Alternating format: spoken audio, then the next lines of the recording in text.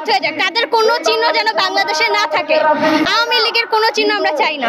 আওয়ামী লীগের কোনো বাংলাদেশে ঠাঁই নাই। গত জুলাই মাসে তারা দেখতে পেয়েছে যে স্টুডেন্টদের কত পাওয়ার, তারা কি করতে পারে, তারা মিথ্যার বিরুদ্ধে গিয়ে কি করতে পারে। আমরা আজকে নারায়ণগঞ্জ থেকে এনসিপির হয়ে এসেছি। আমাদের দাবি একটাই, আমাদের যে আওয়ামী লীগ সরকার ছিল সে জনগণের উপর যে অত্যাচার করেছে, নির্বিচার করেছে, সেটার বিচার চাই আমরা।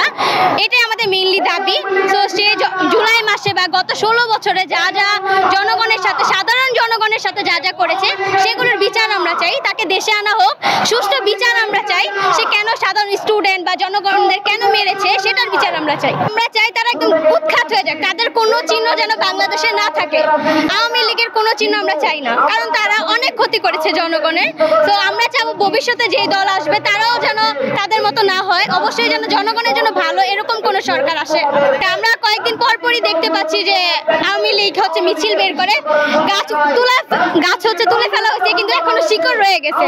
তো সরকার নাই, কিন্তু তার দলের কিছু লোক এখনো বাংলাদেশে রয়ে গেছে, তারা তো আর পালিয়ে যেতে পারেনি। তো তারা কয়েকদিন পর আন্দোলন করতেছে, তাদের চিন্তা সরকার আবারও ফেরত আসবে, দল করবে, বাট তাদের ধারণা একদমই ভুল, এরকম কিছুই হবে না।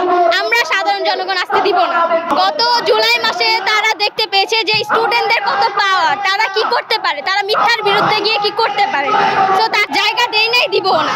আজকে একমাত্র দাবিতে রাস্তায় নামছি, আওয়ামী লীগের কোনো বাংলাদেশে ঠাঁই নাই। আমার যে সমস্ত ভাইয়েরা 19 জুলাই থেকে 5 আগস্ট পর্যন্ত রক্ত দিয়েছে, জীবন দিয়েছে, তাদের জীবনের প্রত্যেকটা রক্তের আওয়ামী লীগের কোনো ঠাঁই হবে না। খুনি হাসিনার একটাই দাবি, আমাদের খুনি হাসিনার ফাঁসি চাই। 19 জুলাই থেকে 5 আগস্ট পর্যন্ত আমি আহত হয়েছি সাতক্ষীরা জেলার মধ্যে।